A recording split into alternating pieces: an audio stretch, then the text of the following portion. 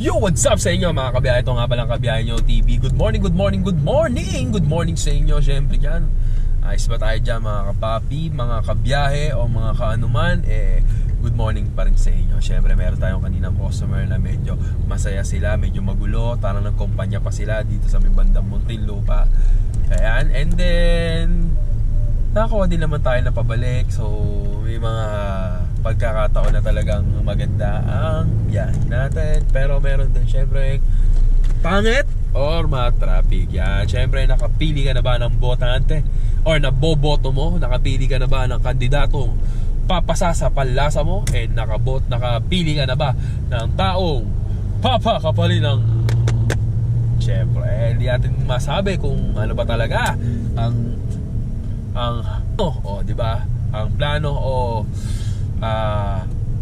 ano ba hiin sa ating bayan, no? So, syempre, vote wisely lang mga kabiyahe, no? Sa mga bumoboto o nag-aalap ng mga kanilang mga manok or kandidato, piliin natin ang tama at magbe-benefits ang lahat. Syempre, magbe-benefits tayong mga mamamayan. Kung saan ka man lugar, syempre, tulong sa'yo, no? Makakatulong sa atin, makakatulong kay nanay, kay tatay, kay ate, kay kuya. Walang yan, nakabakti. Walang yan naman yun. Yeah. Hey. So yun mga kabiyahe, no? Sa mga botante, no? Maging wise tayo, no? Huwag nating pairalin ang kamukhaan natin na pera, no? Siyempre, piliin natin ang tama at pasok sa ating panlasa. Yan. Iboto mo.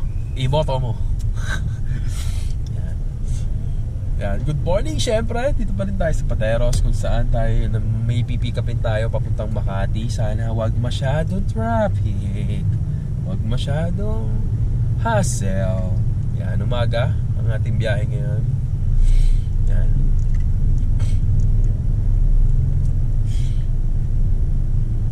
Siyempre, ang oras natin alas 8:05 ng umaga sa ganap na ano bang date ngayon? It's January 25, 2025. Wala yan, January pa lang, no? Kakatapos pa lang ng bobotohan na agad. Hay! Woo! Talaga, syempre. Ano ba mga issue nating tinatangkala ngayong araw o ngayong panahon? Sa mga road rage, yan. Sa mga road naman, pag-usapan natin yung mga road rage na yan. Siyempre, pagbaon tayo ng laging mahabang pasensya sa kalsada dahil hindi natin alam kung sino ang may beng o wala, di ba?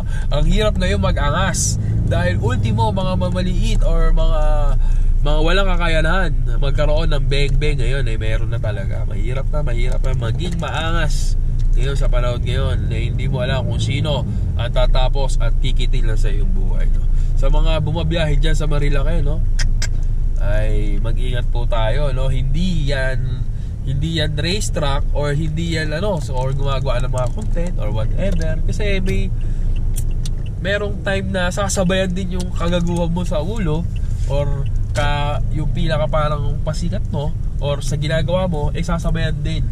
So meron din mga ganong tao na hindi din mapagpasensya or magpapasensya man pero mapupuno, diba? Mapupuno ang kanyang salop. Kaya mahirap kasi buhay agad nung nawala, diba? Isang iglap lang, is-take ilang seconds lang para kunin yung buhay, diba? Ang hirap din. Kaya sa mga tao na talagang may mga mag-ingat po lagi.